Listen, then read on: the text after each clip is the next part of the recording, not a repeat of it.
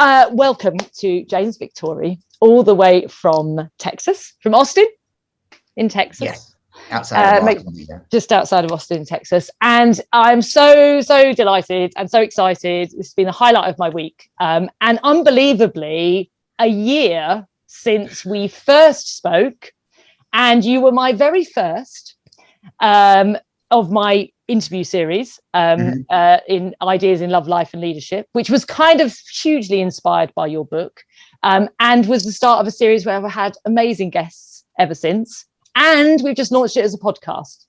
So I've re-released our first conversation as a podcast. And now here we are a year on. So James, thank you for coming and talking to me.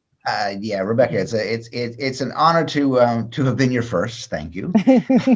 And I cannot believe it's been a year. I mean, when we started talking about coming back, I was like, whoa, where was I a year ago? And then I saw the clip of where we were a year ago. I was like, oh fuck, yeah, that's rough.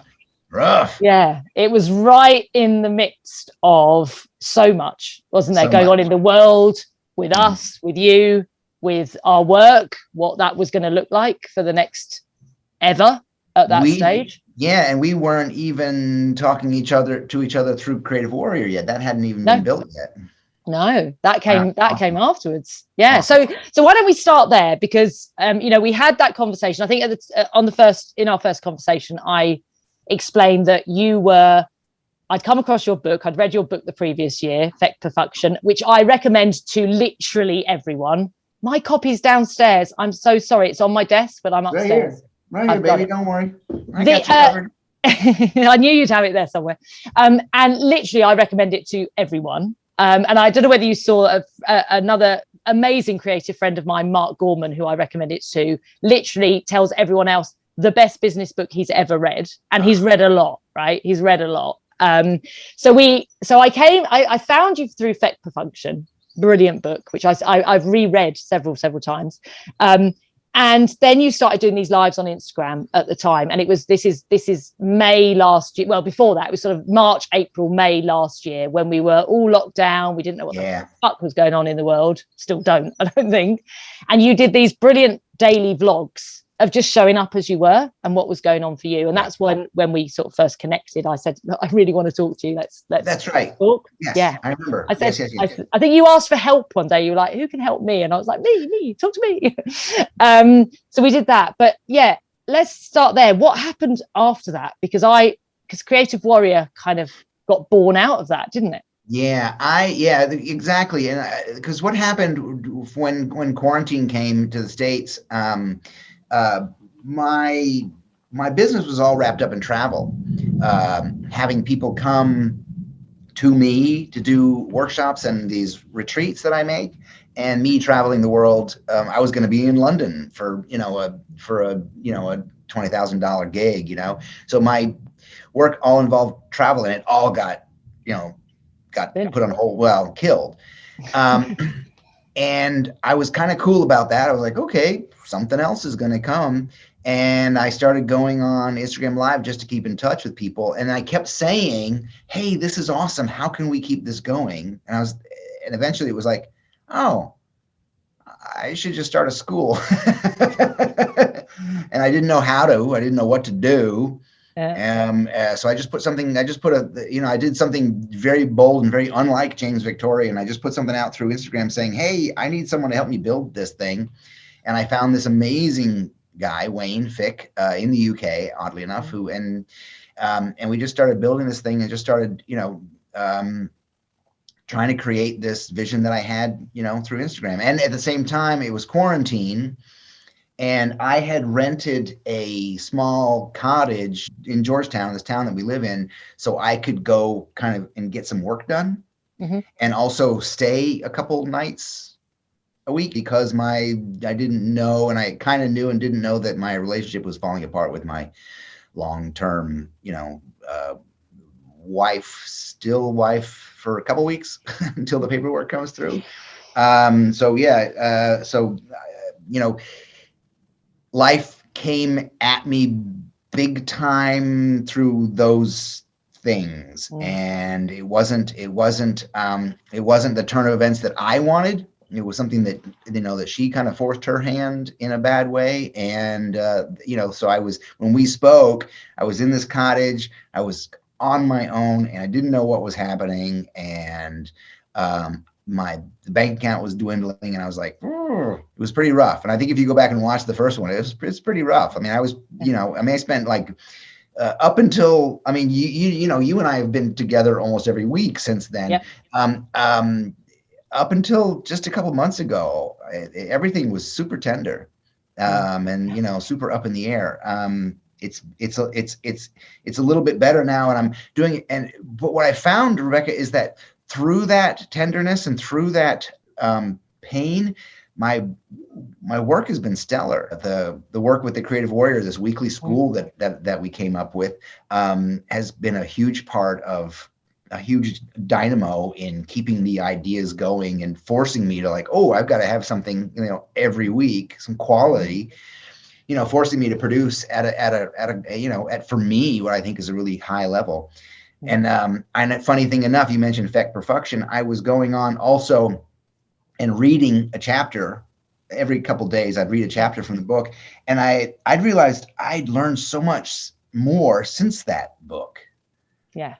Yeah. When I was writing Effect Perfection, I was writing it like 4 o'clock in the morning out on the porch at night, because we had a small baby boy, and so I wouldn't disturb anybody, and I'd be out there, and so I could work. I'd be out there until like 6:30 and 7. Then I went in. And I was dad. Halfway through writing Effect Perfection, I had a baby daughter, so everything was kind of getting ratcheted up. I was busy with the book, and then when Nova came, my daughter came. She didn't sleep for a year, so my wife got kind of stir crazy because she didn't sleep, and it was just it's what happens to people. What happened to us is we did what we promised we wouldn't do, which was we became parents. Yeah. And not partners, lovers, not us. Yeah. We lost that. And the problem was that, we both were unhappy at different levels for different things. I was frustrated with work. I was frustrated that I was just working, and she wasn't, brave enough to say that she wasn't happy. So the shit hit the fan, and, I'm not going to say it like it's worked out for the better, but here I am. I know a lot of people that watched our original conversation, and a lot of people in my world wouldn't have probably come across you or that level of vulnerability and tenderness that you showed in that interview, right? And I'd seen in the Instagram lives, but they probably wouldn't have seen. And then also for me in Creative Warrior, right? We saw, I think one of the beautiful things about that, and, like you say, I've turned up at pretty much every week, apart from some times where I was feeling a little bit tender, right? And then I had to say, hang on, you need to be there. But I think part of what was so beautiful about what you created in there was that tenderness, was that vulnerability, and was that ability for you to go, you know what, I wrote this, but there's more. And this is the more, and this is how I've got to the more, and sharing those kind of things with us as a group. It just, I don't know, it brought something that had a quality to it that I think it'd be difficult to capture it if we weren't going through some life shit ourselves, right? I'm like an emotional and loving and caring to begin with, so there's always going to be a certain amount of that, and I'm completely TMI, vulnerable, whatever you want to call it, but and I don't want to lose that. That's an important part of me, and I wrote this book about, not necessarily about perfection, but it's in the title. And I didn't know I was a perfectionist. I didn't know that I was always trying to keep things super tight and super clean, and be this guy who I thought, kind of an amalgam of all the kind of sharp people that I see, all these coaches who are just like, they got their shit sewn so tight. How can I do that? And I realized I don't have to. Yeah. I don't Absolutely. have to. And, and I stutter and I search for words and I, make mistakes and I'd rather just, be that guy. Yeah, absolutely. And we actually in the Creative Warrior yesterday, we had a conversation around that, about how, as coaches, sometimes we can get in our own way because we're like, well, hang on, I'm not there yet. And I've not got my shit sorted and I can't show up and be this. Whereas actually, you know what? We can. Yeah. Absolutely, we can. And that's what people are drawn to. And that's what attracts people. But one thing I want to ask you, in that time when things were, tough for you, and you created this school and you brought in all these amazing people, who are, I mean, everyone in there has been incredible, haven't they? I've met some incredible people. I've got some great side conversations going on with people, fantastic. But did you ever, like you said, you wanted to keep that part of you that was there any point in there where you just thought, oh, you know what, this is too tough, this is too hard to keep going? Yeah, all the time. So the guy who even today, when I think about that out of all this stuff, I found Wayne to help me, put this thing together. Even now, I'll break into tears thinking about it, how serendipitous it was and how beautiful it was. Because we have basically almost a standing 5 a.m. phone call 3-4 times a week to kind of, because we're working on a lot of stuff together. And up until recently, the first 10 minutes has been therapy. He's just like this super calm voice. He works with a lot of coaches and a lot of writers, so he's like really knowledgeable about a lot, and he's like able to really kind of talk me down from from a lot of places. And only recently, and literally in the last month, have I kind of gotten to a place where we don't do that anymore. He'll say, "How are you?" And I say, "Yeah, I'm okay. There's some, this stuff's going on, but anyway, where I don't have to go backwards anymore, which is great. There's changes going on in my life, and I am inextricably linked to Laura because we have these two amazing children. I have to see her all the time, and it's difficult for me. But I've reached a point, Rebecca, where the word I can use is indifferent. Yeah. Okay. Yeah. Which I'm not even comfortable. I'm coming out of a 20-year addiction to a person, right? So I'm not even comfortable saying that I'm becoming indifferent to that person. It's like, wow, that's weird. You're not supposed to feel like that. Yeah. I feel like I'm the betrayer. Yeah. And I totally resonate with that. I mean, I'm got a broken marriage and 3 children, and like you say, those links will always be there, and they need to be, and they should be. And actually, as parents, as grown-ups, we need to nurture and support those connections, because that's for our kids, right? But it is hard. And I think for someone like you, like me, who feels so much and is passionate about so much, to feel indifferent does feel alien. And yet it's kind of like, we have to be there. For that particular piece, we have to be there. My worry always was, and I had another relationship after my marriage which also crashed and burned, and was a very short-term addiction that when it disappeared kind of hurt even more because it was so intense. Was my fear was, if I became indifferent to that, would I become indifferent to everything else? And I can't be me if I'm indifferent. I can't do this. You can't do your shit, right? If you were indifferent. And that was my fear, was I can't. And that was really hard. That was a struggle for me to get to that place. And a bit like you, I think my word probably isn't different. It's probably something different, but I feel more like I'm in that place and able to look at what's been, with love. We talk about self-love, our own self-love, but also love for where we've been, love for what's happened to us, love for the people that we've hurt, love for the people that hurt us. And I feel like I'm there, and I don't know whether that's indifferent. I think my word would be something else. I don't know what, but that was my fear. And I'd been there previously where I'd been detached. And I didn't want to go back to that place either. And that, I think, has been a struggle for me. Because I'm not used to compartmentalizing things either. You know, I'm kind of, this, right? And I mean, I think you and I are very similar. I'm all in, right? I'm all in. You ask me and I'm like, if I say yes, I'm all in. You know, and the funny thing is, like, I've got my son Wyatt's name here, and my daughter's Nova's name here, and I have her, her name, here on my arm, and this was before we got married. Before I'd left the old house and moved out, I was taking the garbage up to the hill, and there was a little family. I don't know if I told you this story, but a family of they were coming by, and there was little kids, and I didn't have a shirt on, and they stopped. And we were chatting, and the little girl said, what are those? And I said, well, this is everybody I love. I said, this is my son, this is my wife. And the little girl said, where's your name?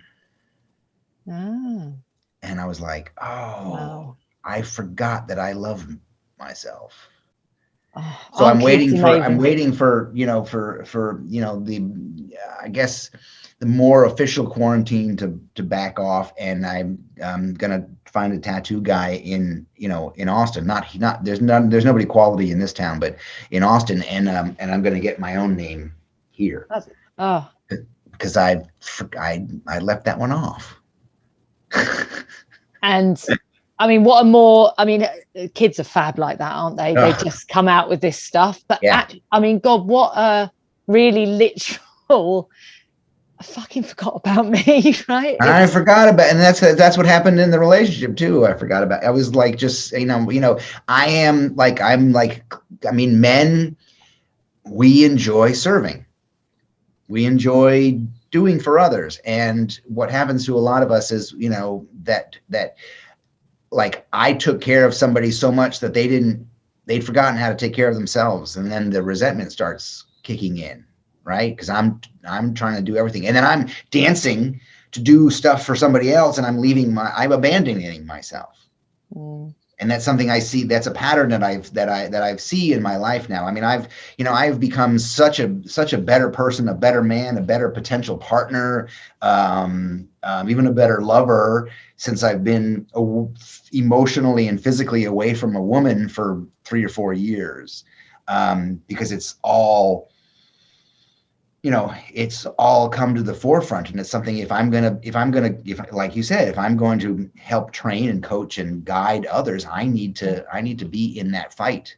And I need to, and I think what makes me a good teacher these days is because I teach from that place. I teach from my own wounds and my own scars. You said a beautiful quote on one of your Instagram lives about the teacher heals, the heals from their own wounds. Heals from their own wounds, which is really true. And also, it's always the thing that I find, again, talking about this tenderness and this vulnerability, is it's the piece that when you share it, people are like, yes, that. All the sort of pre-prepared stuff we have around, we want to teach you this, and we want to share this, and here's some tools, and then we say the bit that's like, for us, and everyone in the room goes, that's I'm constantly there. Right? I'm constantly, even if I'm writing a newsletter and I'm about to send it out, I'm like, I'll send it to them. There's like 2 people in the world I send them to and say, hey, is this okay? Should I, this is pretty, and they're like, James, this will help a lot of people. And I'm like, oh, okay. Send. Hey, by the way, been on my mind, and I mentioned it's total non sequitur. You look lovely today. Thank you. Thank you. I feel lovely today. Good. I feel lovely today. And you know what they're talking about, giving, the masculine giving. Yes. It's interesting you say about how you love, how you love to serve, and as a feminine, right? Actually with quite a high masculine energy, but as a feminine, one of the things I struggle with is I don't receive very well. Mm-hmm. Probably because my masculine's quite high, right? Yeah. But I don't receive very well. And that's one of my lessons that I've learned, is to receive. Well, you did that. You took that compliment very well. I'm practicing. I don't receive well at all. I'm terrible. You look gorgeous today, James. Thank you, dear. I appreciate it. and we were having a quick chat before we came on to record, just to kind of go through what's okay to talk about, what's not so okay to talk about. And what we've just been talking about, I think, is really interesting to share, talking about those masculine and feminine and how they dance together and how one likes to serve and how one needs to be able to receive.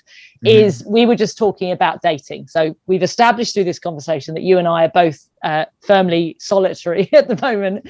But we were just having a bit of a chat around dating, right? And I said to you, one that I made two very good decisions 2 years ago, almost to the day. One was to give up drinking, which didn't serve me well, which is not to preach about anyone else, but for me, it was not serving me well at all. Yeah. And it's been one of the best decisions. And the other one was to stop dating, right? Because a bit like you were saying there about, by not being in it, I have become better. I've looked at my wounds. I've looked at my own shit. And that was part of the reason because I could see the same patterns repeating, right? The same kind of dating, the same kind of men, the same kind of problems, the same kind of red flags. And there were two things that I, just said, like, I'm not gonna do anymore. Yeah. And then I sort of asked you something, said, I'm assuming you went to dinner on your own, did you? Right. And we got into that conversation. And I loved, one of the things you shared there was what you say about finding someone again. Is that okay to share? I am on my, I've been out of the house for a little more than a year. I've been emotionally and physically on my own for like 3 or 4 years. Not by my choice. And I'm technically a single guy. Oh God, I can't even fucking, it's so weird. But I keep telling my pals, I said, there's a beautiful woman out there somewhere for me. But she's going to have to find me because I'm busy. I'm busy. I've got so many things that I need to do, and I need to do them. They're important. I'm doing good work right now. Like meaning I'm doing work that matters, and I'm doing work that I feel good about. I'm up at 3:30 in the morning. I've got a tiny little porch here. I'm out in the porch 3:30 in the morning. Even if I have the kids here, I put on a little light out there and I open the blind so they can, if they come out, they can see me, and then they'll climb into my bed and I'll lay with them for a little bit, and then I'll sneak back out and sit right there. And I don't nap during the day, and I'll just go until 10 o'clock at night. And like, I like what I do. The testosterone helps, Are you sharing that story? Oh, it's, I think it's quite evident. I mean, the things that are evident is like, yes, I'm firmly in my masculine, but I've got, red nails and my toes are gray.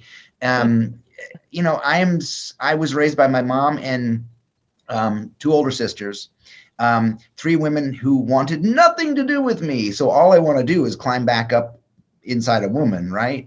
I am also seated firmly in my feminine energy, and I know that. I'm cool with that. What was the question? The testosterone. Oh yeah, no, I got it. No, my doctor called me after some blood tests lately, and he's like, are you on testosterone therapy? I'm like, no. I'm thinking, should I be? Like, what the hell? And he says, because your testosterone is through the roof. He says, you got the testosterone of an 18-year-old. And after I did that physical challenge the other day, the Murph the other day, I thought he was going to be doing it as well, but he texted me that afternoon and he said, can I borrow a cup of testosterone? Brilliant. But I want to talk about the Murph challenge in a second, but I love the point you said around, there is someone out there. There's a beautiful, beautiful lady out there for me somewhere, but she's going to have to find me. Is exactly the same as I say. She will. She'll find you. And I say exactly the same. It's like, there is someone, and I'm not shutting myself down to it, but actually I've got, a bit like you, there's stuff I want to do. And I'm a bit, when I go into a relationship, a bit like you were saying, right, I'm all in. Right? Yeah. So there's a great line in Eat, Pray, Love, where she says that bit about, I'm literally that one who dives in straight, and that's me, right? And I do it. So like you, there's too much I want to do, that until I kind of do it and I'm really comfortable as who I am, which I'm, it's always a work in progress, but more comfortable with who I am, I don't want to find somebody. Yeah. Because they're not going to match what I want right now. But they will find me. And I strongly believe that is someone will find me and be the person that I need them to be. Yeah. And will let me be the person I need to be. Correct. Right. And, and what you're talking about is just the universal truth that, by firmly and boldly being on our own and expressing that level of self-love is when we radiate and when we become truly attractive. Yeah. To everything. Yeah. The classic abundance, Yeah. Absolutely. Yeah. And where I know, and I've been there, when I'm in it, really in it, everything is amazing. Everything is attractive. Everything turns me on. I turn everything else on, and it's amazing, right? And it's staying there.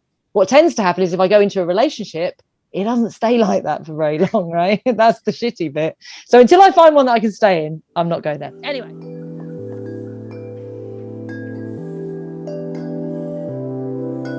I am a woman, not here to please you.